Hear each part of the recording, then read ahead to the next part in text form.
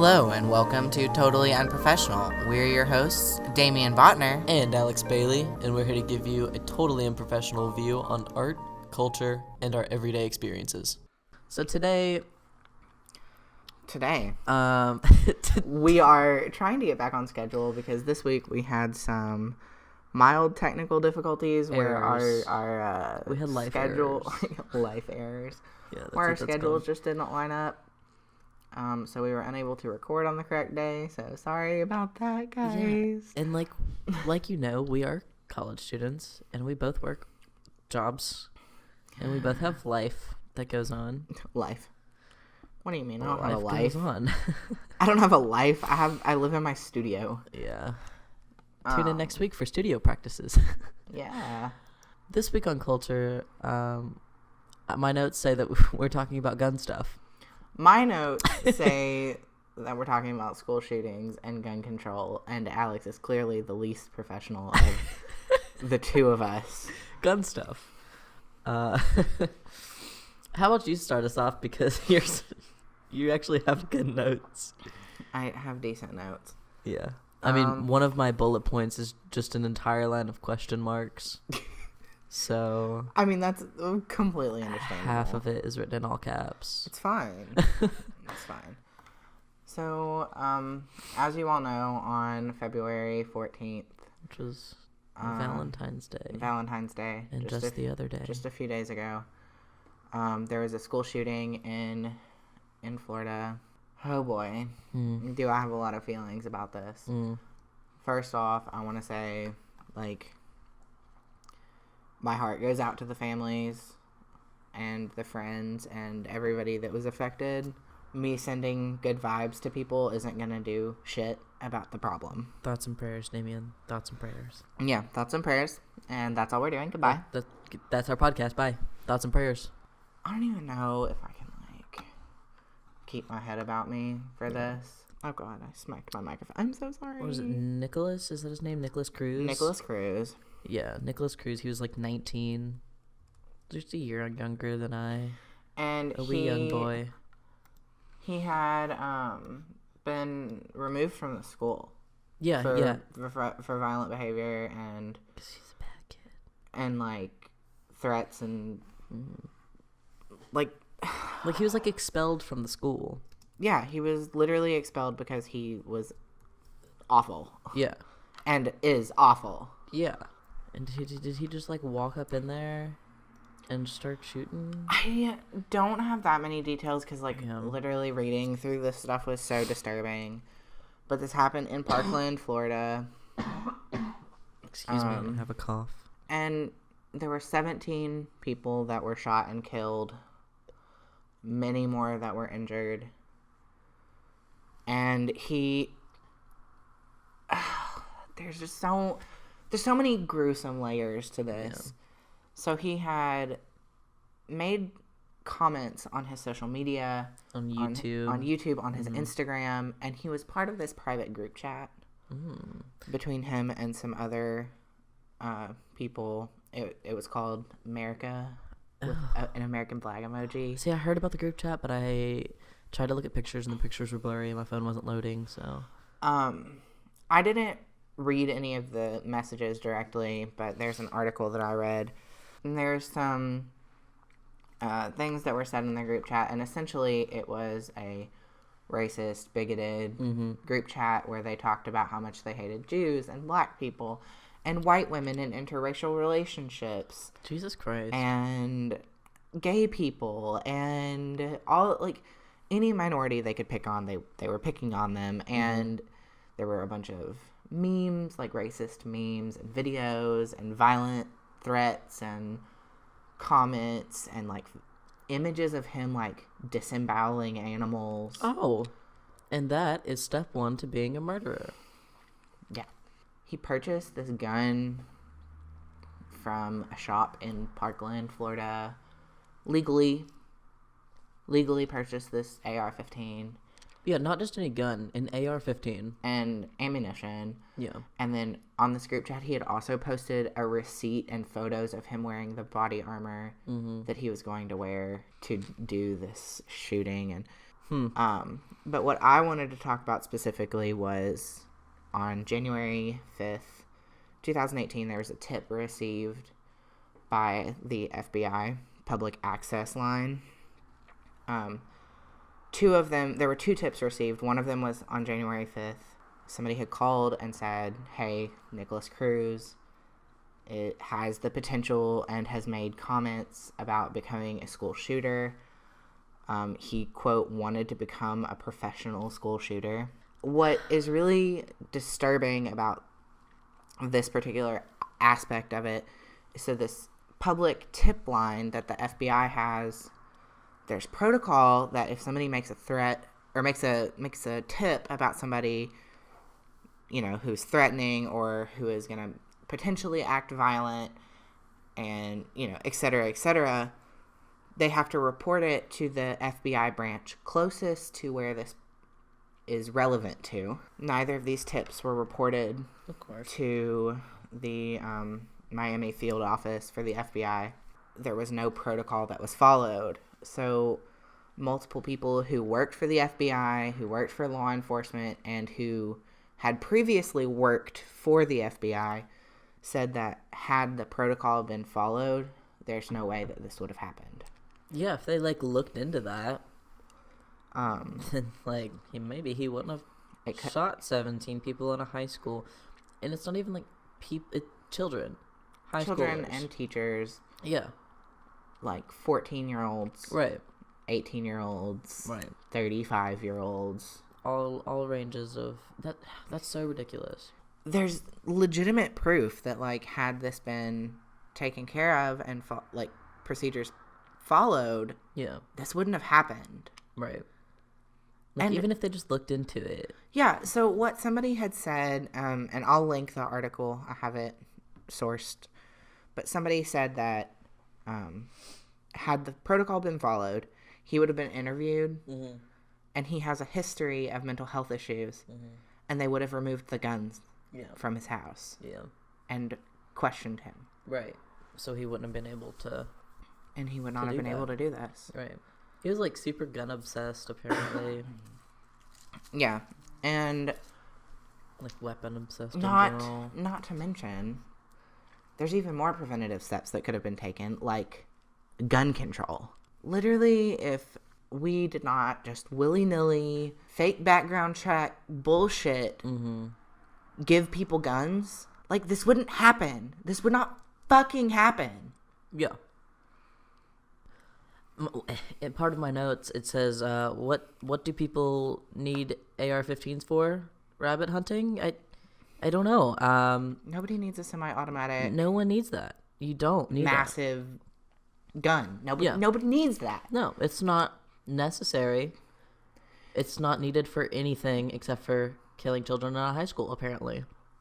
Or just mass murdering in general. All of the school shootings that have happened... AR-15s. Are AR-15s. It's like within a certain number of years, but they're all like mostly AR-15s, and it's oh my god, it's ridiculous. So let me preface this with saying, and I made very short notes because I have a lot of strong, well-informed opinions about this. When I say gun control, I just feel the whole, like, right side of politics just cringe. My father included. Love you to death, Dad. Yeah.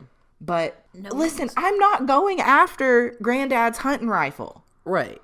And no one's trying to take everybody's guns away. Like, not saying that. Like, I'm not going after by all means. your granddad's hunting rifle. I'm not going after your muzzleloader that you used to kill deer. Like, I'm not talking about, like, the... I'm going after semi-automatic, fully automatic weapons that nobody needs. There is no reason for it. Like, if you feel like your safety is not, like, if your safety is in danger and you feel like you need to pack around a fucking handgun or some shit, like, if it's necessary, okay. But you don't need to pack around an AR-15. Like, that is not necessary. No.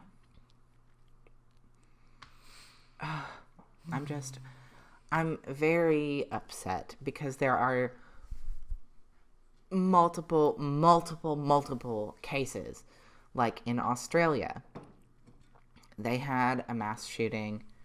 They've had like 2 in recent memory.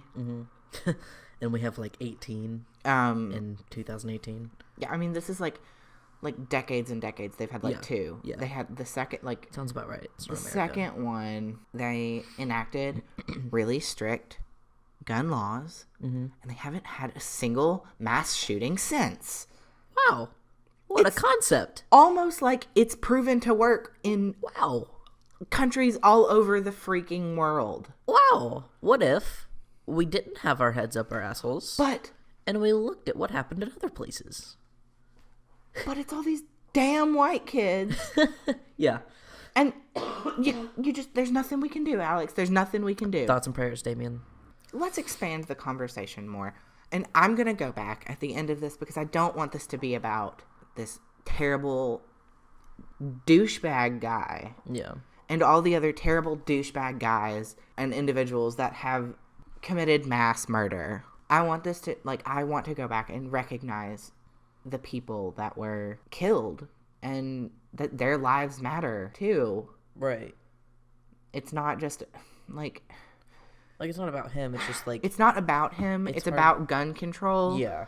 And we want to recognize the lives that were lost. And it's just a very good example to use because it happened a few days ago. This one, for some reason, this one hit me really hard. Yeah.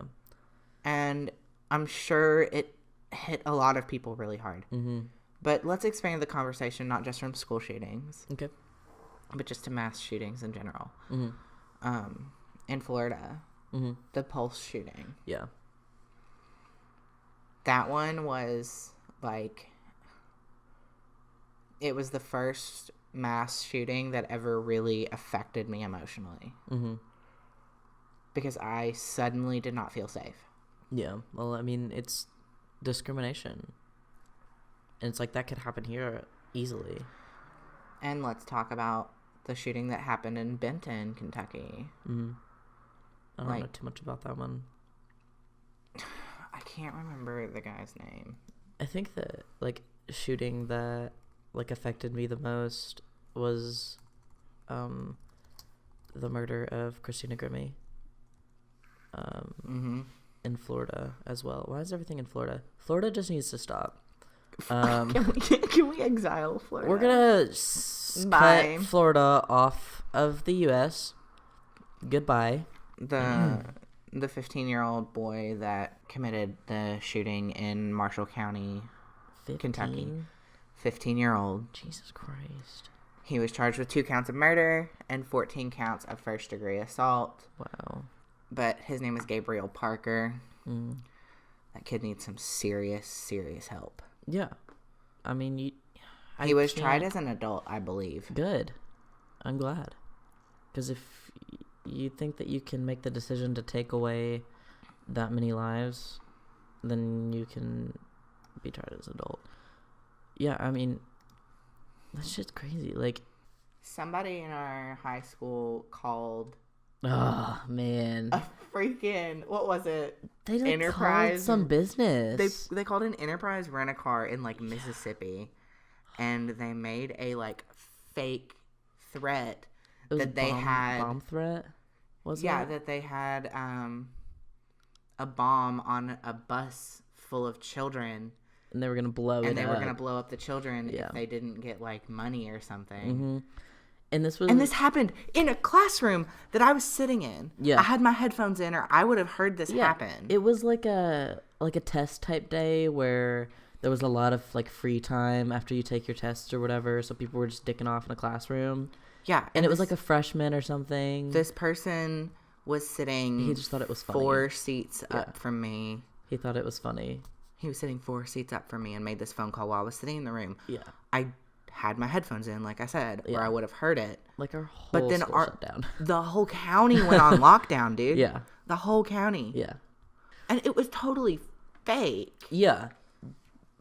But and I related to that, all these things I have in my notes that in light of the Florida school shooting, a 16-year-old kid in Indiana high school that my roommate's boyfriend goes to posted a Snapchat picture of his high school, or his like ex-high school. I think he doesn't go there now or something, and said that he was going to get more than 17.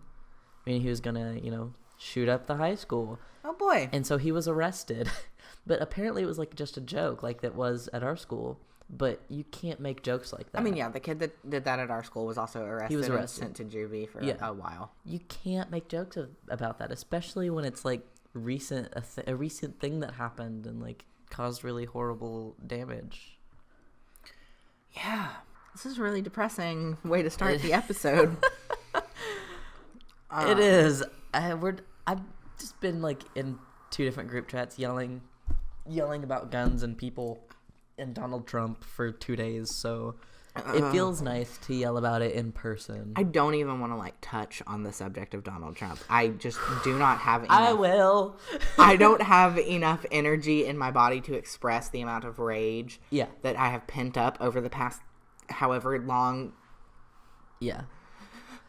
Listen here, guys. If you don't know, now you know. So, let me give you a little short thing that happened. Trump has been repealing like everything that Obama's been doing, like Obama did. Yeah, he's just been like taking it all. Yeah, for funsies. He's like, I hate you, so I'm gonna unfold everything that you did. So he repealed a rule that Obama put in place, making it easier for people with mental health issues to buy guns. And, like, not saying that people, that it's a mental health issue. Like, let me say this. When the shooting in Florida happened a few days ago, Trump tweeted. He didn't come out saying anything. Oh, no, I know. That's what he does. He just tweeted, That's what he does. As he does. Saying that, he was mentally disturbed and he had mental health issues. But then also he repeals something making it easier for people with mental health issues to buy guns. Now, please tell me what sense that makes. Insert SpongeBob meme here. Hypocrisy. Yeah, I don't understand. How can you say that and then,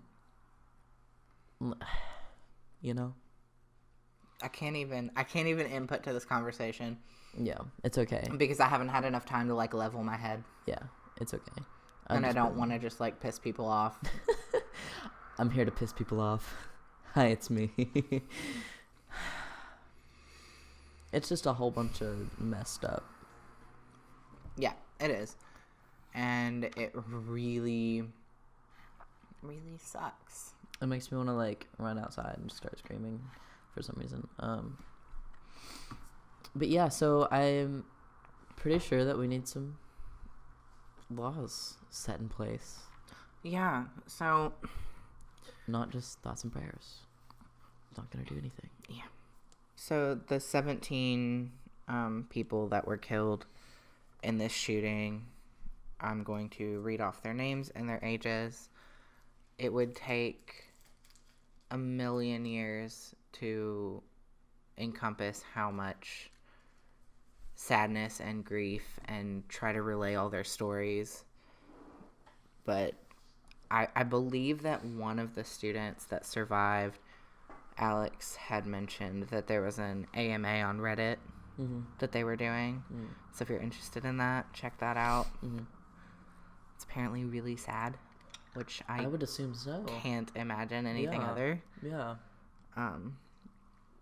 But the 17 individuals who lost their lives were Nicholas Dworet, age 17, Scott Beagle, age 35, Aaron Feiss, age 37, Alyssa Adahaf, aged 14, Chris Hickson, age 49, Jamie Gutenberg, age 14, Luke Hoyer, age 15, Elena Petty, age 14, Martin Anguiano, age 14, Joaquin Oliver, age 17, Peter Wang, age 15, Kara Loren, age 14.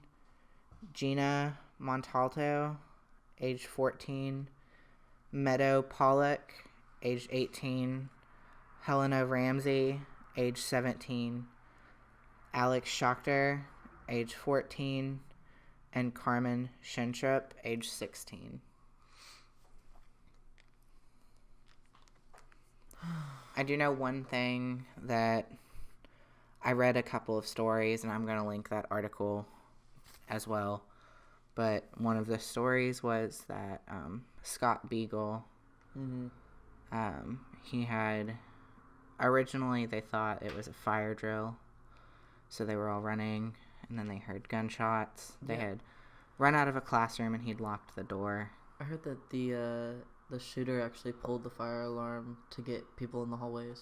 Mm-hmm. But they thought it was a fire drill. So, or like a fire. Mm-hmm.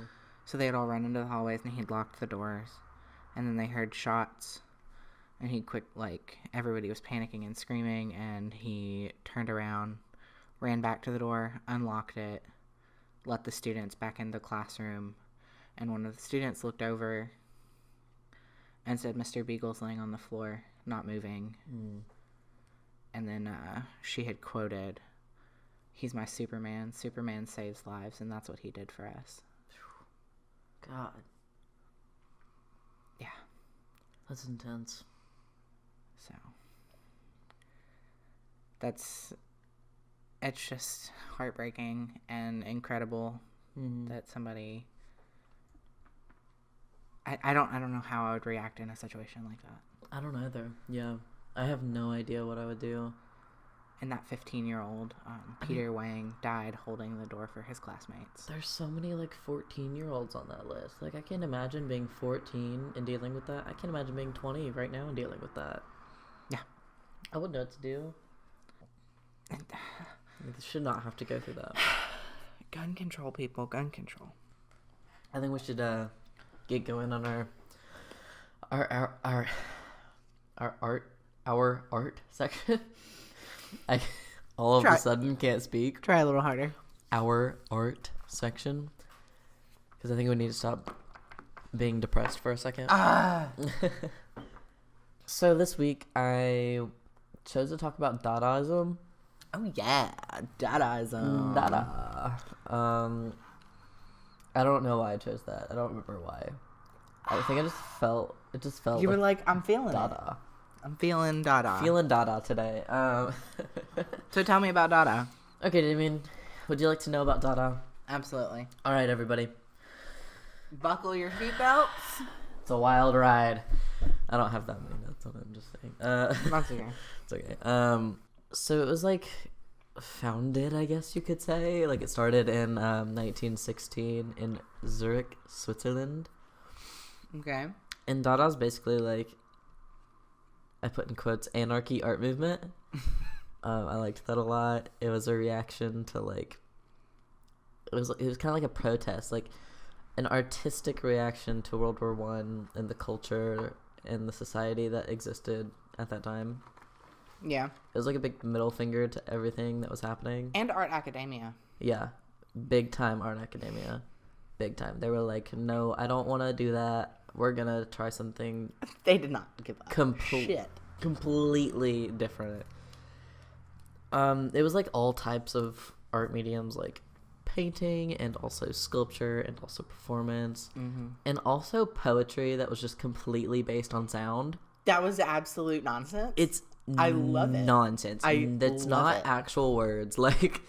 All of it is just a weird sound. But it's super cool. It was the focus wasn't on making beautiful art. It was art that generated questions what is art? Why do we make art? What is the purpose of an artist? That kind of stuff. A lot of it was also just nonsense, but but I mean, I feel most of it was just such a big middle finger, literally, to so many things. What is it? Hugo Ball? Yeah. Caruana? Yeah. Mm-hmm. Hugo Ball, he founded the Cabaret Voltaire. Mm-hmm. And it was basically a nightclub where they just put on performances, Dada performances. and some crazy stuff. They did like the poetry there.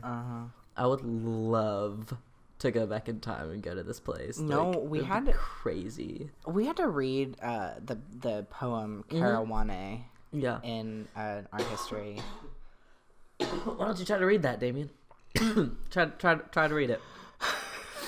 For our listeners, I want you to give it a shot.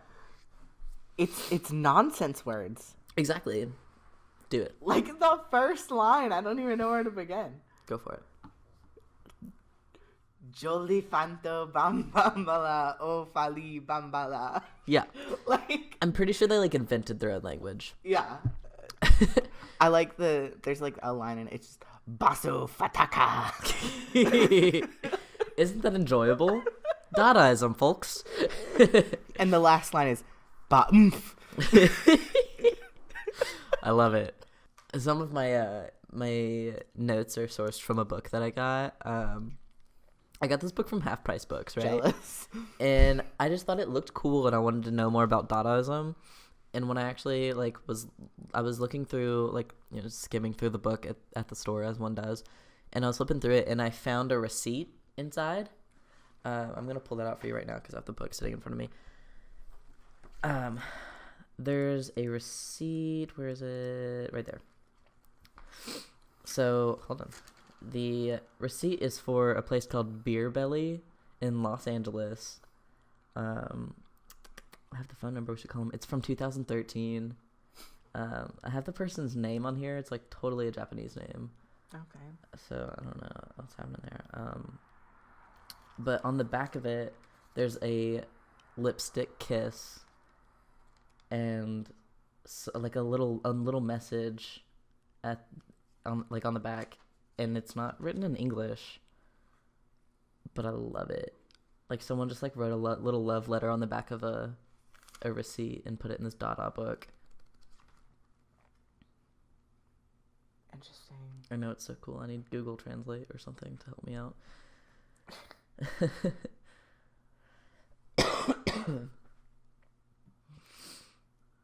Huh. Yeah, I just want to show you that. It's super cool. And it was on this page. Interesting. Yeah, this page weird. But anyways, I have written down that, you know, it was angsty. Dadaism's freaking angsty as hell. Yeah. Artists made things that opposed like the normal way of making art. They started using ready-mades, which yeah, David just gave me a really weird look. I love. Speaking of ready-mades, Duchamp. My main man, Marcel Duchamp. Marcel Duchamp made a piece called The Fountain, which is literally a urinal. Do we get to see that?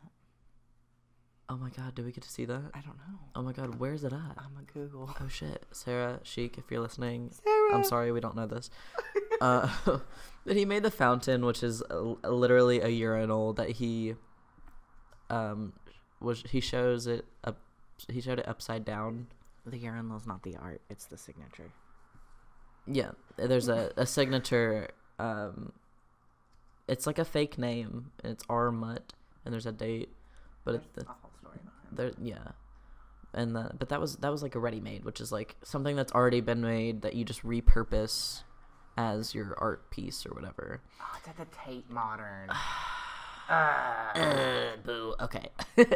Anyways, but I just like the concept of that because it's like, what makes it art, you know? Is it the fact that the artist turned it upside down? Is it the fact that the artist said that it was art? What makes the artist an artist, you know? Dadaism. God. I could go on and on. There was also, they invented like photo montages, which is basically like a collage. It involved like photos and text and, you know, collage stuff. It's sort of like ironic propaganda. An article said that I will link. It was free art. They literally didn't want it to be like academic art. Mm-hmm. They wanted to completely change everything, and I love that. Oof. Okay. Here's something I wanted to talk about. So there was a Dada fair, the first Dada fair. It was in June of 1920. It was like a super big art event. I'm looking at that right now. Wow, connected. Great. There were some like super political works in there. There was one specifically that was titled Prussian Archangel, and it was a dummy hanging from the ceiling dressed as a German officer with a pig's head. Oops. Big yikes. Let me tell you, people didn't like it. Really? Nobody liked it. So a colonel from someplace, a colonel from an area. Yeah, I don't know how to say that. He went into the exhibit and got hella mad. Like, he was pissed. He wanted, like, them to basically die. He hated everything about this exhibit and also hated mostly the Prussian Archangel.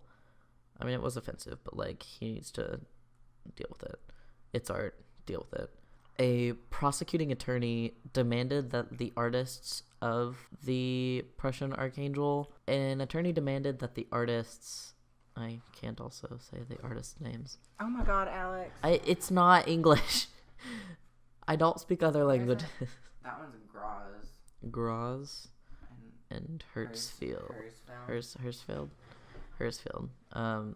He demanded that they spend 6 weeks in prison because they just didn't like it. So it's like, hey, we don't like your art, spend 6 weeks in prison. But as compensation, instead of being in prison for 6 weeks, the printing plates and photographic plates for the exhibit were destroyed and publication rights were withdrawn. Oh no. Yeah, so that really sucks. The sweet angels. I know. Don't destroy the art. Sweet baby angels. Sweet baby angels. That just sucks. But then, Dadaism spread and all is well. Duchamp exists. Man Ray exists. Everything's great. Your turn. Did you just gloss over Man Ray like it was not a big deal? Excuse me? Man Ray is a big deal. Let me put that out there.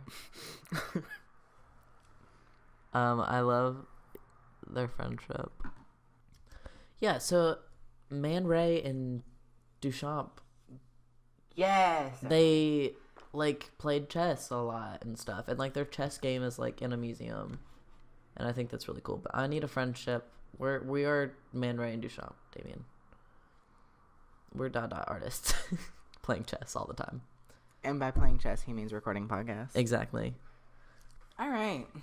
Okay. So I'm going to be talking about an artist. His name is Stuart Simple. He's a British painter, or most commonly known for his paintings. I'm going to be specifically talking about a kind of controversy between him and another artist, but I'm going to debrief you.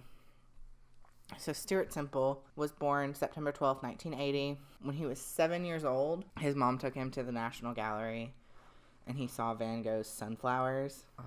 And that's when he decided he wanted to become an artist. I love that. I think that's so sweet. He became one of the first artists to use the internet in 1999 for his art.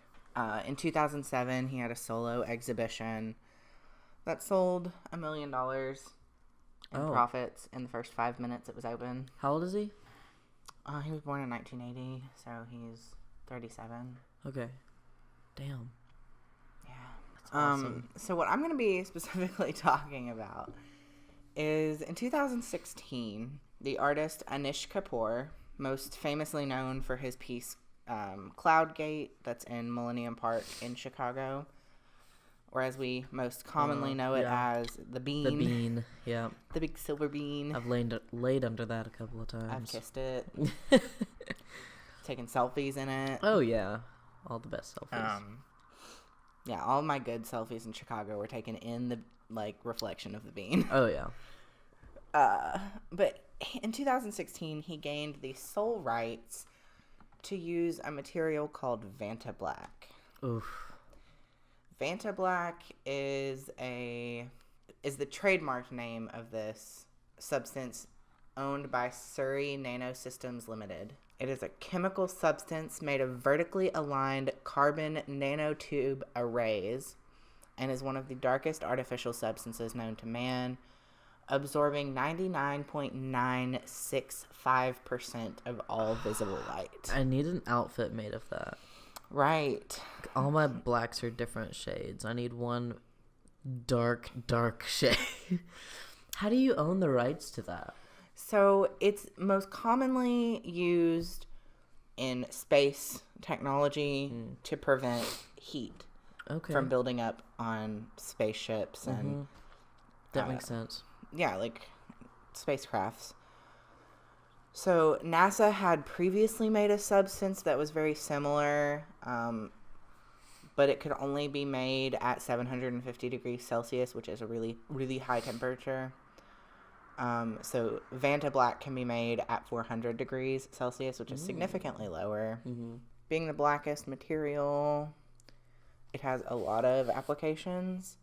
So they use it on telescopes to prevent stray light from entering telescopes, so they get truer pictures. It improves the performance of infrared cameras, both on Earth and in space. That's so cool. It has a bajillion freaking uses, and it's way, way cool. So they licensed the rights for Anish Kapoor to use it solely in his studio practice. Only Anish Kapoor. Like I said, Stuart Semple, in 2016, when he found out about this, he was like, screw that guy. Right.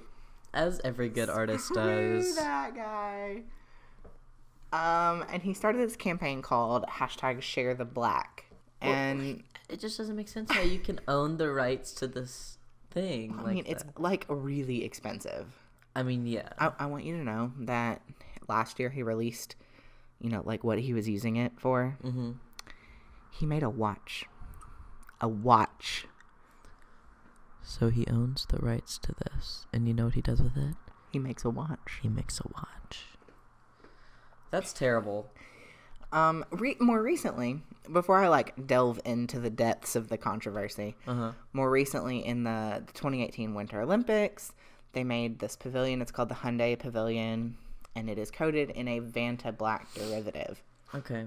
So this building is next to the blackest thing on Earth. Yes, I'm gonna live there. And they have strung these very tiny, micro lights to make it look like the night sky. That's so cool. It's very interesting, very cool. But anyways, back to Anish Kapoor and Stuart Semple's controversy.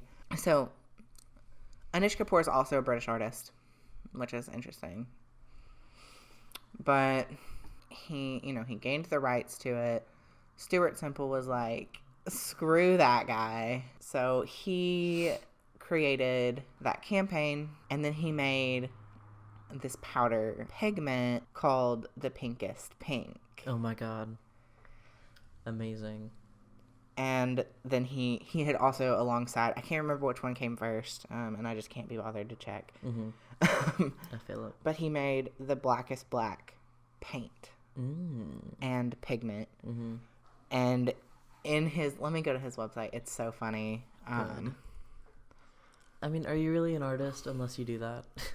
So I'm going to read directly from his article, or from his website. So you've seen this stuff, right? We have some of it, actually. Oh, good. This pink pigment. So it says, this is an ultra bright paint by Stuart Semple and is available to everyone except Anish Kapoor, who won't share his black. Nice. This paint is exclusively available from culturehustle.com.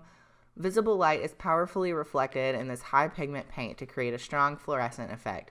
Just add water and mix to a thick consistency or dilute as required. Tip, it goes bonkers under a UV black light.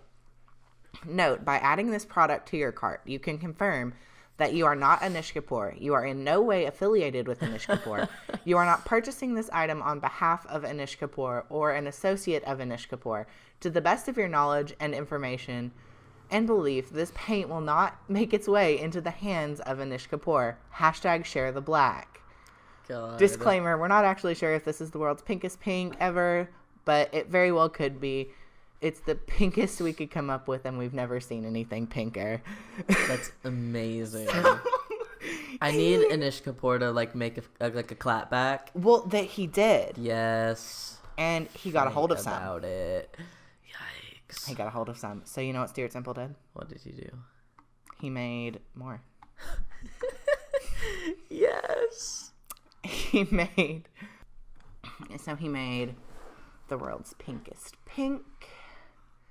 After he made the blackest black pigment, he made the world's pinkest pink. He made, more recently, the world's yellowiest yellow. Yellowiest. I love that. He then, right after that, created the world's most glittery glitter. Oh, that's perfect for you. And it is absolutely just stunning. I'm going to buy. Yeah. Are you looking at it? I'm looking at it. Oh man. Y'all, that is some glittery glitter. So it's called Diamond Dust. Can we make the world's gayest gay? God, that's us though. So again, this is a super sparkly, high grade natural glitter by Stuart Simple. This super glitter by Stuart Simple is available to everyone except Anish Kapoor. Yep. So on all of his items, all of these like pigments and the diamond dust, etc., it's like there's a disclaimer. You can't be Anish Kapoor. And then when you check out, you have to click. Is it like a click box? You have to click saying that you are not Anish Kapoor or in any way affiliated. Instead of being like a robot, you're not Anish Kapoor. You're not Anish Kapoor. You could be a robot, just not him. So this one, this is really interesting. So it says the majority of glitters are made from plastics, which give an artificial look when they reflect light. Diamond dust is made from tiny flakes of glass, which reflects light in a unique diamond-like effect. What's really cool about it, they're, quote, super shards. Mm-hmm. So they're larger, random, and irregular shapes. It's the highest grade glass possible, which means it's 99.8% clarity. Dang. And when you cover, he said, when you encrust your art with it, it is almost invisible. The shards are super flat, which means when they lay down neatly on your surface, you can't see them. Ooh, nice. So if you cover something, a painting, a drawing, a collage, whatever in it, it's glittery, but you can still see the artwork underneath. Right. That's really nice. He tried really hard with this stuff. Yeah. And what's really great about it, the world's pinkest pink is $3.99 pounds. So it's like $4. Right. US. That's awesome. So it's super affordable. Literally anybody can get it. He made a video. Yeah. So that's what he's doing, is making it accessible to everybody. Right. Even this glitter is £7.99. Let's get some of the glitter. Mm-hmm. I'm getting it. Yeah, I think we should do that. But then, again, at the bottom, I don't know if you see this, but #ShareTheBlack. So it's like this ongoing thing. That's what Culture Hustle is like he made this whole freaking website to sell these things that are super accessible, super awesome. And he made a video talking about his pinkest pink and his blackest black that he made. And he said that he's not making a single penny off these. This is production cost. Really? Mm-hmm. That's awesome. He's just doing this. He's doing this as a big fuck you. Yeah. A very big middle finger. Yeah. That's amazing. Again, let's see. So he's now got the world's greenest green, the world's loveliest blue, which is a new blue. That's cute. Did you hear about the new blue that came out last year? No, there's a new blue. Accidentally made a new blue. I love blue. Uh-huh. I'm gonna Google search that right now. Yeah, so he made the loveliest blue. Just to inform you guys, my hair is blue. I love blue. My hair's also blue. Yeah. But then the most recent one it's called Lit, the world's glowiest glow pigment. 100% pure lit powder. Oh my god. A chemist accidentally discovers the first new blue in 200 years. Oh my god. Mm-hmm. How? Blah, blah, blah. Okay. So for the glowiest glow pigment, it says this is Lit, the most powerful light-emitting pigment on the planet. This creation by Stuart Simple blends some of the planet's finest light-emitting pigments and rare earth activators to provide all artists, with the ultimate light-emitting paint. So you scroll down, and you look at the asterisk. It says, especially Anish Kapoor. If you are Anish Kapoor, can prove that you are associated with Anish Kapoor, or to the best of your knowledge and information, believe this substance is going to make its way into the hands of Anish Kapoor, your order will be free. Huh. We want you to know how lovely it feels to share the light. Oh, that's so cute. I love him. Wow, that's really nice. Oh, and then there's a disclaimer. Don't eat it, rub it in your eyes, or get it near your mouth. It's probably best not to let your kids play with it without an adult helping. The new disclaimer. That's so sweet. Yeah, so... I love that. It's just awesome. I mean, it's sold out right now because it's brand new. And everybody's like, whoa. Everyone's like, what? That's so cool. So he decided that... This is what rich people do in their free time. But he's not making money off this stuff. It's production costs. Yeah, that's super Which is amazing. Yeah. The powder pack is the 4. It's the yellow, the pink, the green, and the blue. It's £12.99. So I use the pinkest pink in my art, actually. Oh, do you? Alyx and I have a container. Good. And there's 2 versions of the blackest black. So there's the blackest black 1.0, which is the pigment and the adhesive. And then Alyx got blackest black 2.0, which is a black paint. It's pre-mixed. Nice. I've also used that in my art. Nice. I'm just going to get the series. Own the color blue. I'm going to get the rights to it. Anytime anyone uses blue in anything, I get paid. There's an artist that did that. It was just one blue, though. I can't remember who it was. I understand. It's kind of like the UK blue. I know the color code for it. I just can't remember what it is right now. Oh, I have it. Yeah, I have the color code. If you use it like on anything, you basically have to pay UK. Like it's their color. Yeah, it is. They own it. It's called Wildcat Blue. It's ridiculous. It's Yves Klein. Owned Klein Blue. Yeah.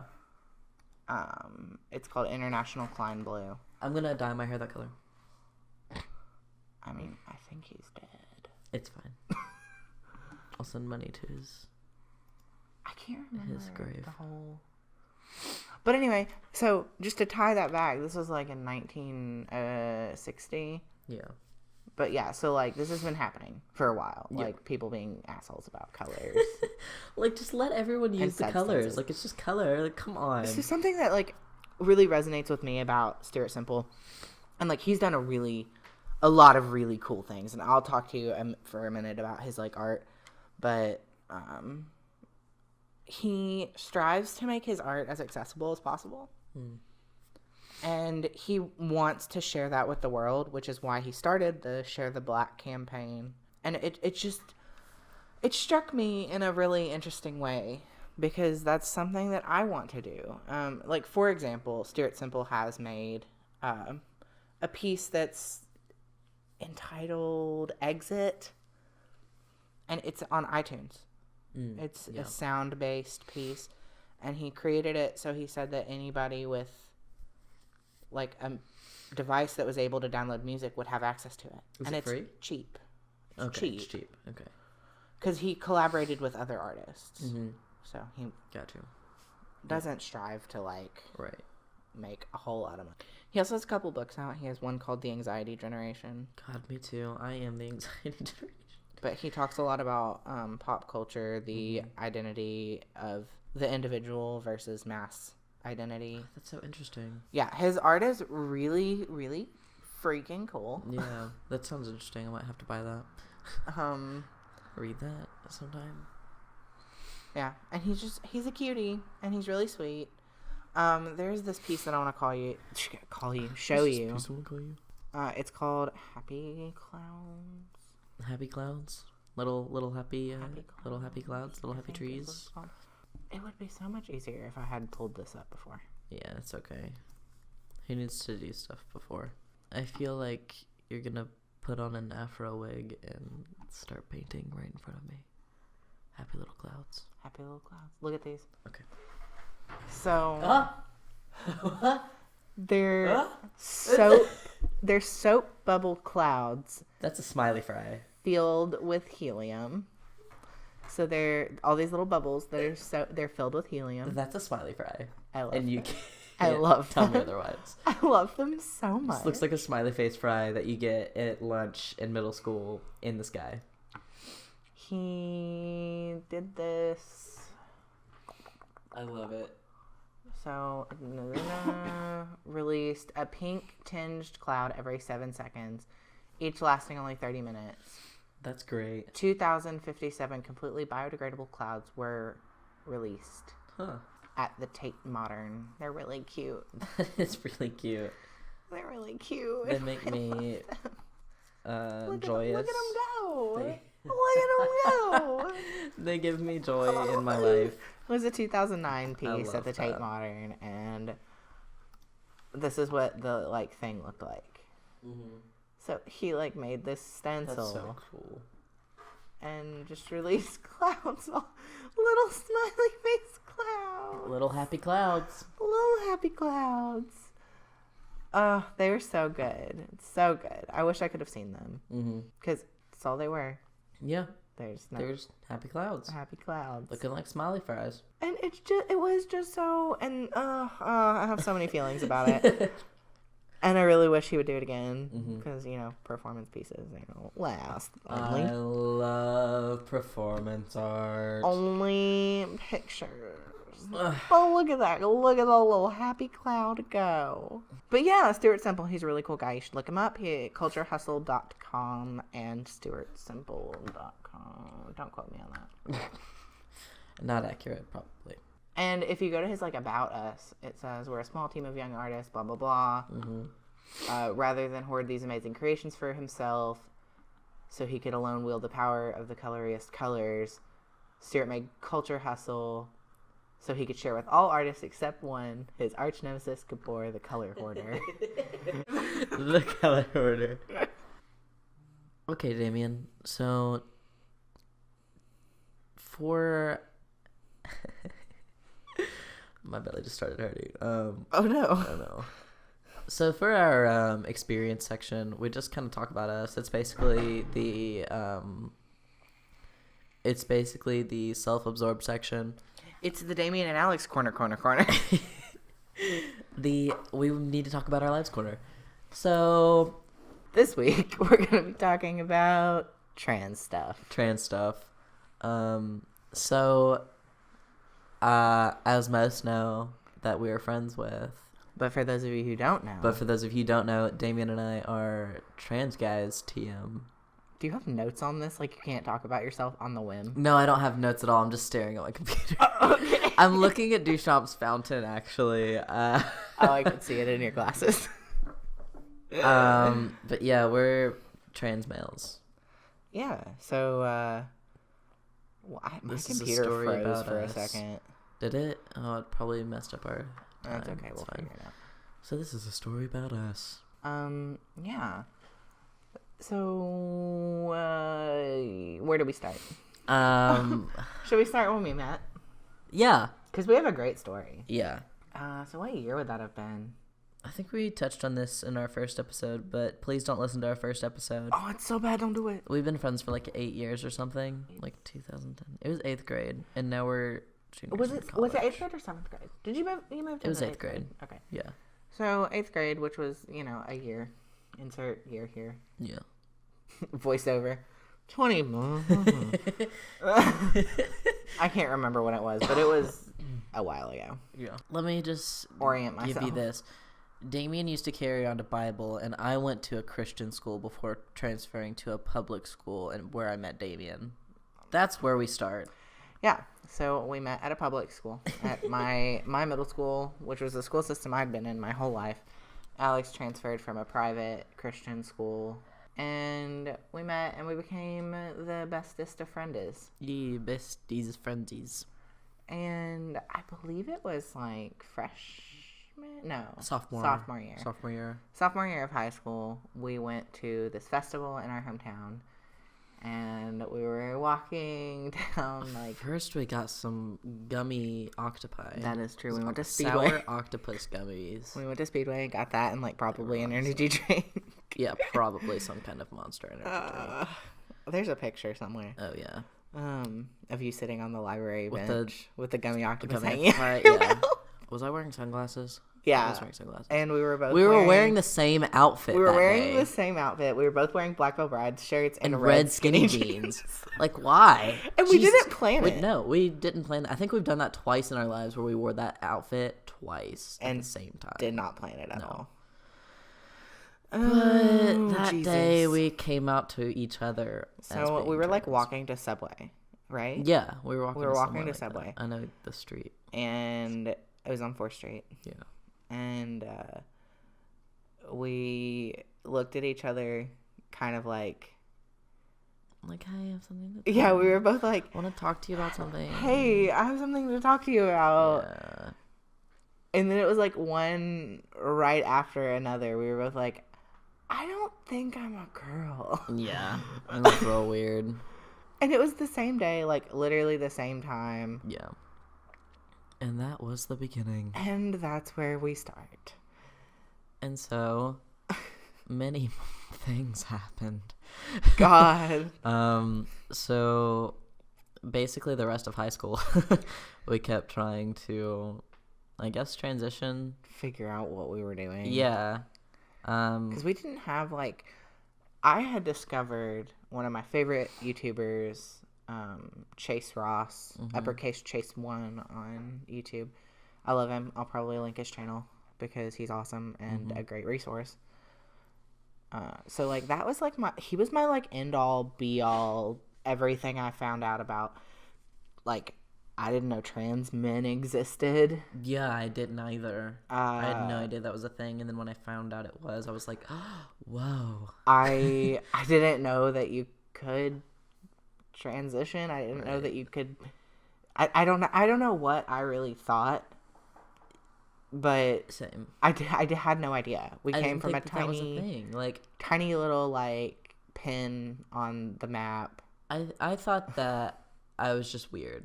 And that I wasn't like any of the people, like any of the girls that was in my class. And I just knew that I wasn't like any of them, but I didn't know what that meant, I guess. Right. I just knew that I was different, and I didn't know. And see, the thing that I had the most trouble with was I was always really feminine. Mm-hmm. And I really enjoy stereotypically feminine things. I just liked seeing girls, but turns out I just like dating seeing girls. Yeah, I was always like, I was not your stereotypical, like, the monster trucks and... Yeah, and I wasn't the typical, like, story that you hear about trans guys. Like, I loved monster trucks. I grew up and I always wanted to play dress up, and I loved makeup, and I love to play house, but I always was the dad, but I also always liked to wear dresses. I was always the dog. That's a different story. But that's also common. Yeah. It's like when you don't want to play a gendered role. Yeah. I was like... But, like, I always wanted to be the dad, but I also always wanted to dress up and, like, do the cooking and stuff. See, so I love those, I didn't understand gender roles. Fashion show things, like those games. Those are those are good. I like those. I, as a young child, did not understand gender roles at all. No.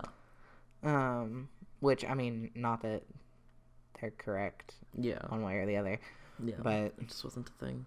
Yeah, and so, like, it was really confusing for me and was really confusing for my mom because I was, like, super feminine. I still am. Like, I'm a really feminine dude. Mm-hmm. I love wearing makeup. I still have, like, dresses and stuff that I wear. I do drag. Mm-hmm.